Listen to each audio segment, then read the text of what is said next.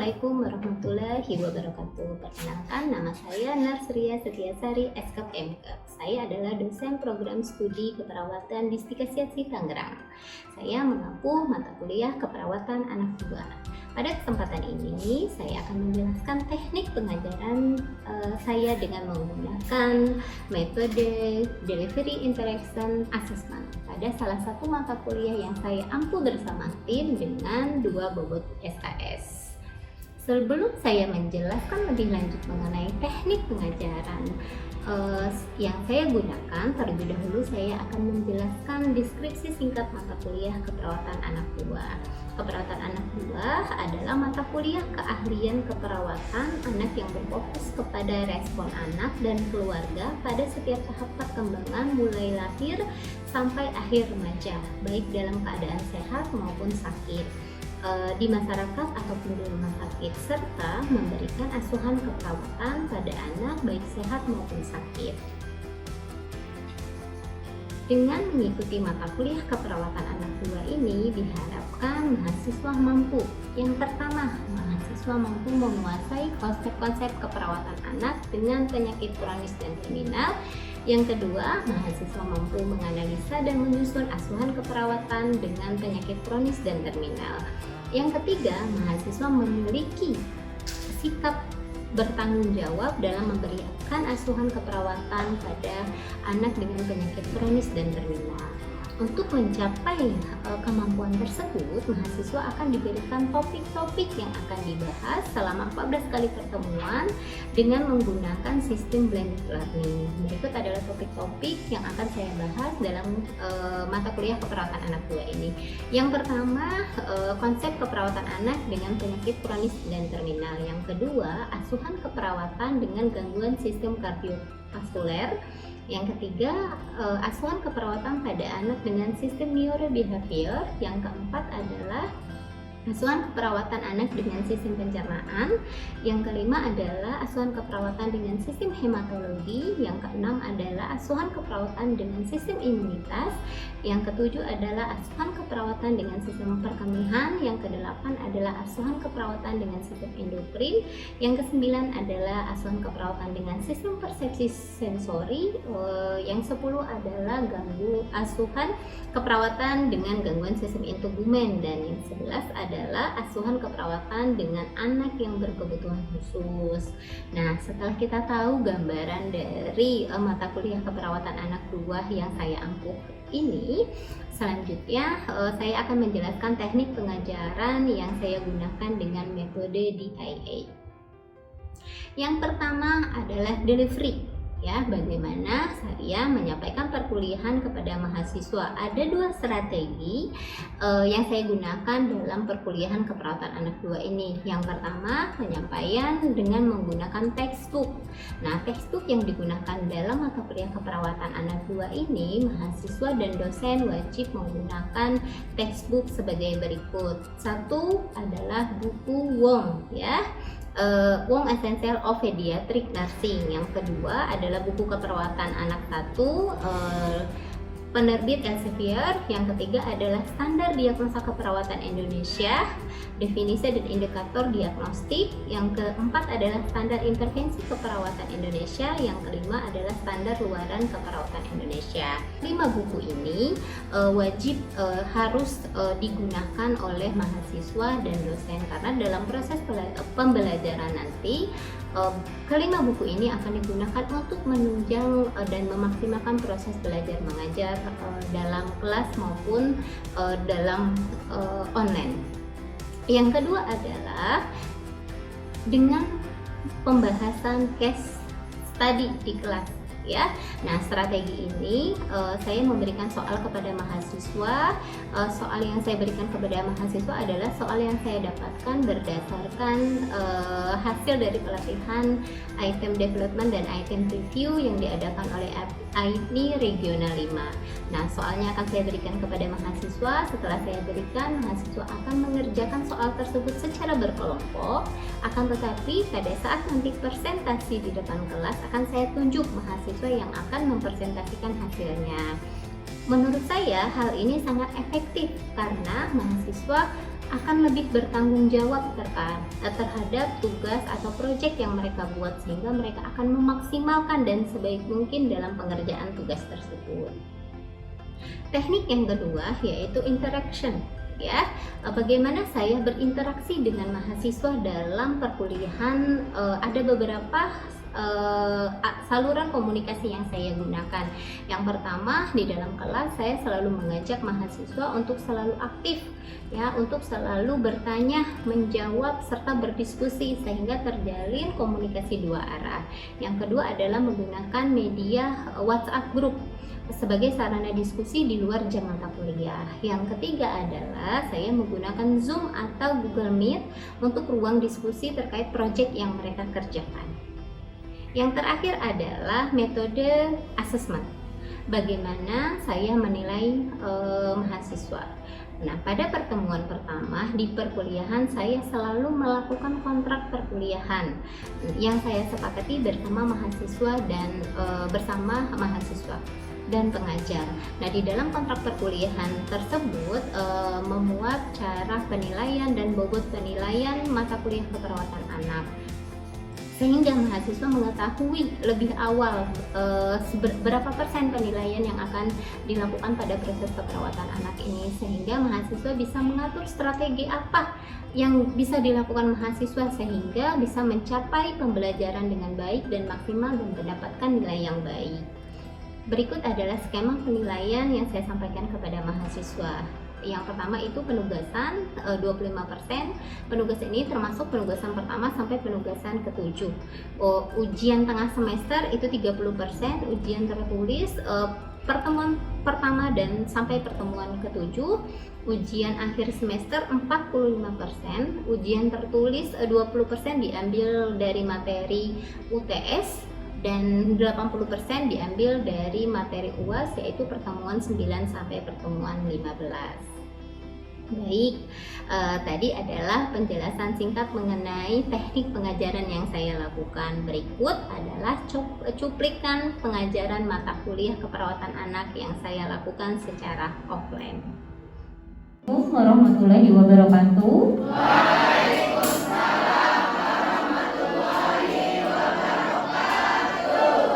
Oke, bagaimana kabarnya hari ini? Sehat semua?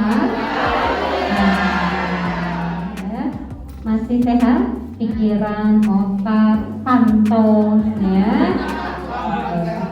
Kalau pikiran masih, tapi kantong kayaknya enggak, ya? Oke, kita kesampingkan dulu kantong, ya. Kita hari ini adalah masuk ke mata kuliah keperawatan anak 2, ya. Keperawatan anak 2 ini adalah kalian sudah pernah tentunya, ya. Syarat dari kalian masuk ke mata kuliah keperawatan anak 2 ini adalah kalian sudah lulus mata kuliah keperawatan anak 1 di semester 4, ya. Tentunya sudah lulus semua, ya.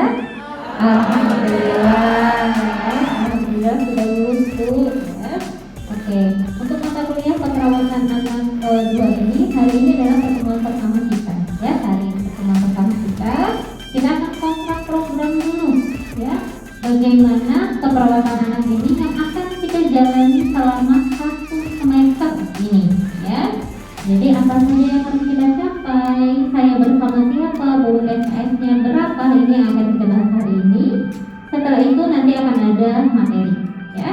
Oke, keperawatan anak 2 ini bobot SKS-nya adalah 2 SKS, ya.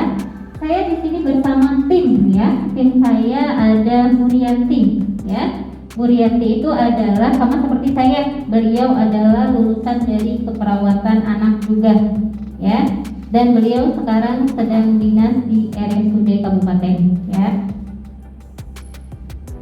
Ya, deskripsi mata kuliah keperawatan anak ini adalah mata kuliah keperawatan anak ini berfokus pada respon anak, ya, dan keluarga baik setiap perkembangan mulai dari lahir sampai ke masa akhir remaja, baik anak sehat ataupun anak sakit, baik yang di masyarakat ataupun yang di rumah sakit. Nah, kita memberikan asuhan keperawatan khususnya adalah anak-anak dengan penyakit kronis dan terminal. Nah, itu adalah fokus kita di keperawatan anak 2, ya.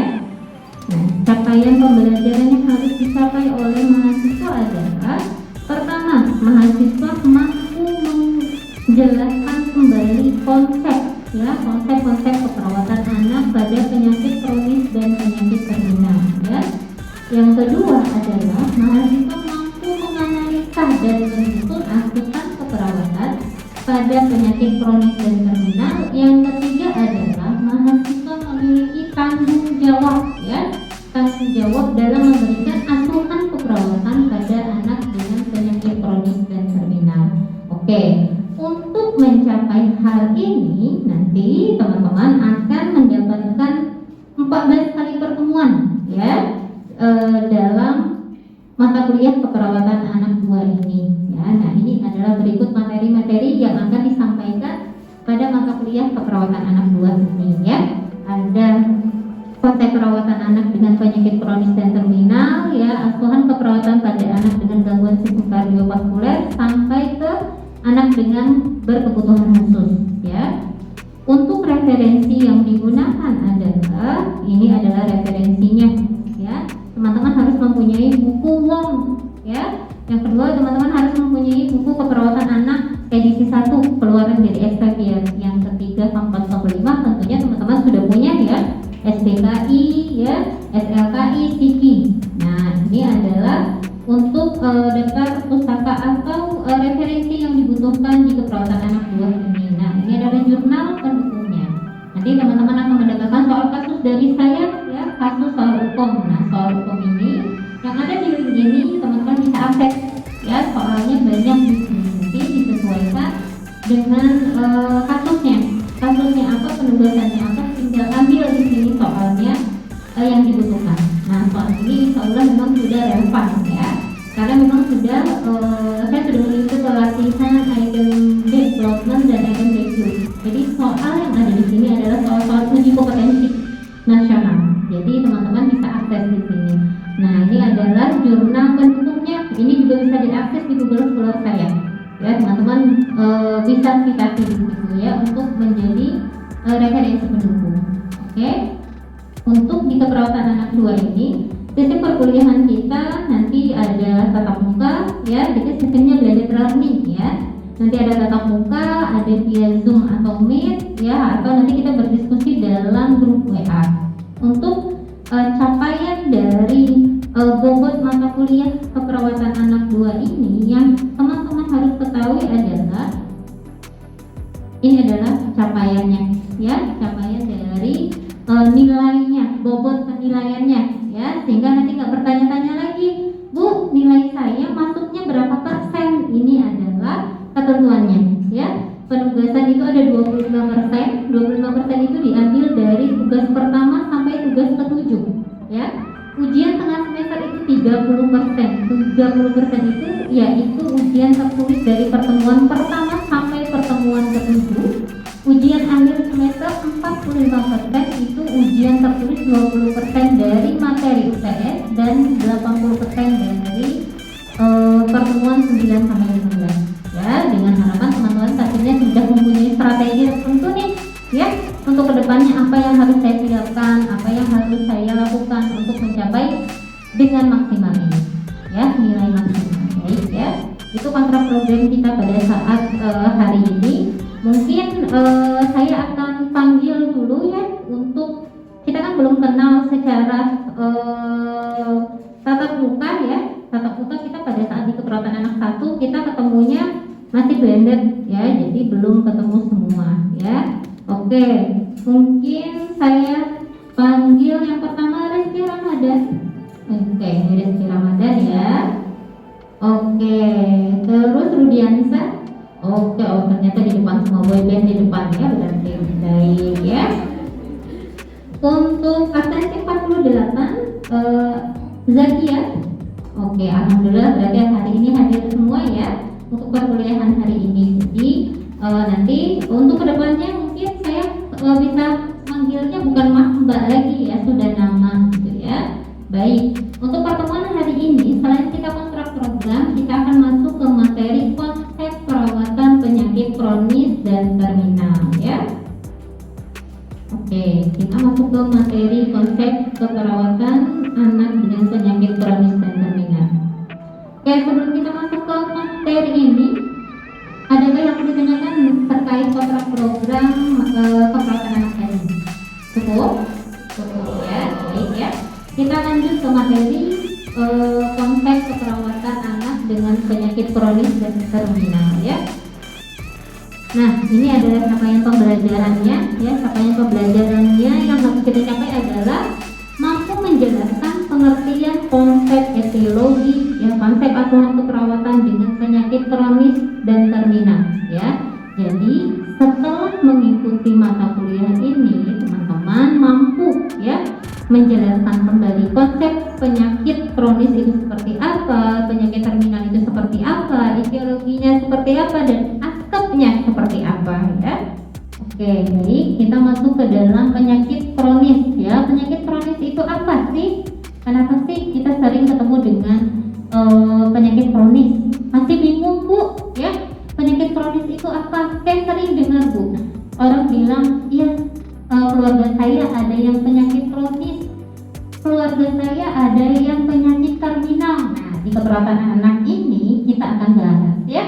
Penyakit kronis adalah penyakit yang dapat menyebabkan kerusakan jaringan ya, yang berlangsung berbulan-bulan ya, terjadi secara perlahan-lahan bahkan bertahun-tahun sehingga dapat menyebabkan kematian. Ini adalah penyakit kronis ya, berproses ya. Pada saat dia sakit ya, dia tahu dia sakit, bisa menyebabkan kerusakan jaringan dan itu bisa bertahun-tahun sehingga bisa menyebabkan kematian. Oke, kita lanjut ke penyakit terminal, keadaan yang dialami individu ya, yang menjalani kondisi medis dan pada akhirnya berakhir dengan kematian dalam waktu yang sangat terbatas atau dalam waktu yang sangat cepat. Misal ya, kalau di keperawatan anak ini banyak sekali pasien-pasien dengan CA ya atau kanker ya. Begitupun nanti jika teman-teman sudah praktek pasti akan ketemu dengan pasien-pasien yang dia menangis, kita ikut menangis atau bagaimana? Itu namanya perawat apa? Perawat yang profesional. Oke.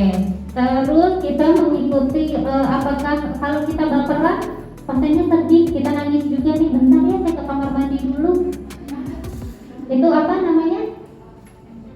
Empati atau simpati ya, bukan as ya, atau bukan telkomsel gitu ya. Nah itu kita harus membedakan ya, kita bisa atau tidak menjadi perawat yang empati dan simpati itu, terutama apabila kita ketemu dengan pasien-pasien dengan penyakit kronis dan terminal ini gitu ya. Kita harus benar-benar kapan kita harus berempati, kapan kita harus bersimpati gitu ya. Oke, ini adalah kriteria penyakit terminal ya. Penyakit tidak dapat disembuhkan, mengarah pada kematian, diagnosa medis sudah jelas, tidak ada obat untuk menyembuhkan. Nah, ini adalah penyakit terminal. Contohnya pasien-pasien dengan pasien-pasien di kanker Darmais ya. Teman-teman pastinya sudah tahu kalau di rumah sakit Darmais itu banyak sekali pasien-pasien dengan CA. Itu bukan hanya orang dewasa, tapi banyak anak-anak di situ ya. Jangankan di Darmais, di tetangga kita RSUD Kabupaten pun juga banyak sekali pasien-pasien dengan CA dan pasien-pasien dengan penyakit terminal ini. Oke, ini adalah contoh dari penyakit terminal ya.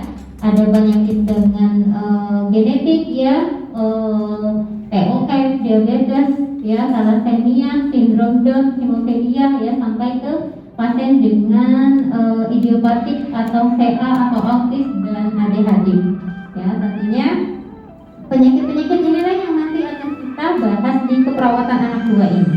Akan kita lakukan asuhan keperawatannya seperti apa ya, kita harus ngapain ya, nah di sini akan kita belajar ya.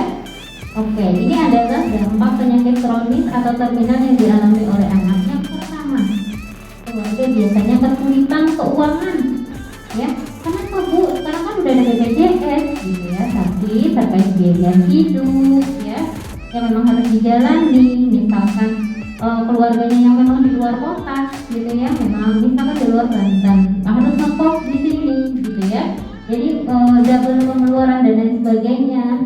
Bisa jadi orang tua kehilangan pekerjaan karena memang harus mengantar anaknya untuk kemoterapi dan lain sebagainya. Nah, karena kesulitan keuangan, belum tentu keluarga mampu untuk membiayai atau melakukan menyewa home care dan lain sebagainya, perawat untuk datang ke rumah atau dokter untuk datang ke rumah ya. Pada saat darurat mengetahui anaknya mempunyai penyakit terminal, mereka dengan leluasa misalkan pergi liburan, arisan, mengikuti kegiatan-kegiatan yang lain pada saat tahu ya keluarganya ternyata anaknya di antara anaknya ada yang mempunyai penyakit terminal, ya pastinya berlibur pun harus dipikirkan karena anak saya pasti daya tahan tubuhnya menurun. Kalau saya aja ketemu banyak orang pasti akan mengganggu kesehatan dia untuk kedepannya. Pasti itu yang dipikirkan oleh orang tua. Yang kedua adalah orang tua bisa berhenti dalam karirnya karena fokus ke pengobatan anaknya. Nah itu yang dilakukan dan itu akan menjadi masalah pada saat atau dampak dari orang tua yang memiliki anak dengan penyakit terminal ini. Terus anak harus transfusi, anak harus kemoterapi di jam-jam sekolah. Jadi tidak bisa mengikuti sekolah secara formal gitu. Banyak anak-anak yang memang berhenti kecuali selama pandemi masih bisa diikuti secara online ya. Minimal mendekati normal. Maksudnya seperti apa, Bu? Semua orang meninggal dengan normal kok, Bu, gitu. Jadi maksudnya adalah dengan kualitas hidupnya meningkat, kita memaksimalkan menyiapkan melakukan perawatan dengan baik pada saat dia harus berpisah dengan anaknya melalui kematian, orang tuanya sedikit sudah siap. Nah, itu yang kita harus lakukan.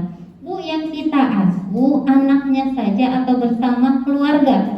Uniknya di keperawatan anak ini adalah yang kita asuh adalah satu keluarga. Ya, anaknya yang sakit, orang tuanya pun kita asuh. Nah, itu adalah penguatan yang memang dibutuhkan oleh anak ya. Yang kedua adalah ajak saudara kandungnya. Gitu, tidak dikucilkan gitu ya. Nah, ini adalah kesimpulan dari penyakit kronis ya. Penyakit kronis itu tadi apa sih? Kondisi sakit ya dalam durasi yang panjang. Ini sama seperti yang tadi, tapi kita untuk kesimpulannya kita lebih memudahkan ya kata-katanya. Itu penyakit kronis adalah kondisi sakit dalam durasi yang panjang atau kondisi perbaikannya lambat dan bahkan memburuk sehingga sering sekali mempengaruhi fungsi tubuh sehari-hari.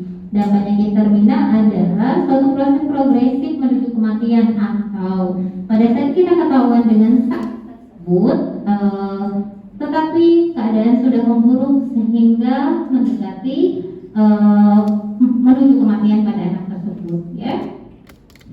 Nah oke ya, tadi saya sudah menjelaskan panjang kali lebar ya tentang penyakit kronis dan terminal ini. Nah ini adalah beberapa yang harus saya ketahui.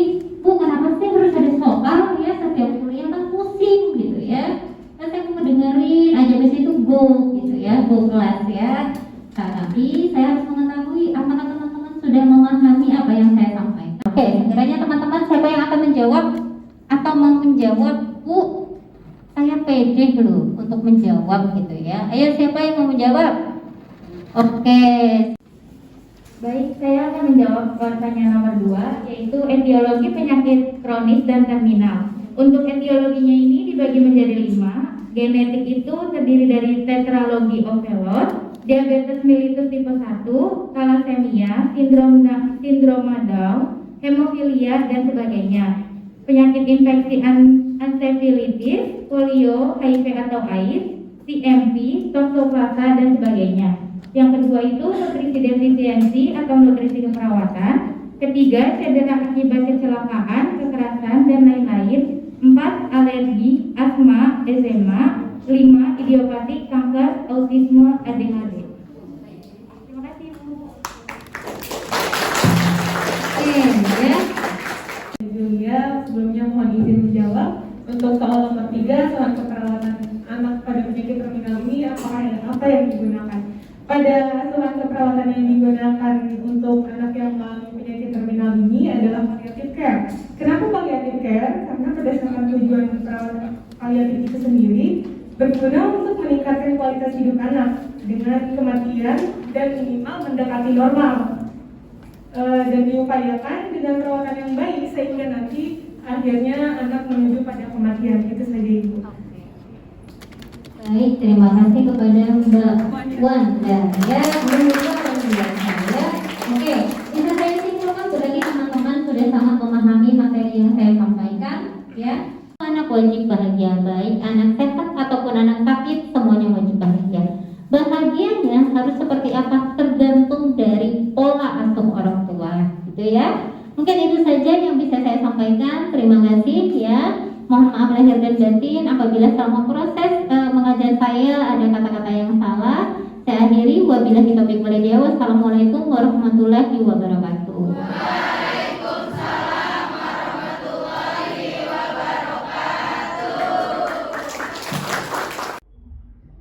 Nah, itu tadi adalah cuplikan atau cara saya mengajar di dalam kelas. Baik, itu yang bisa saya sampaikan dalam video kali ini. Semoga bermanfaat. Mohon maaf lahir dan batin. Saya akhiri, wabillahi taufiq wal hidayah. Wassalamualaikum warahmatullahi wabarakatuh.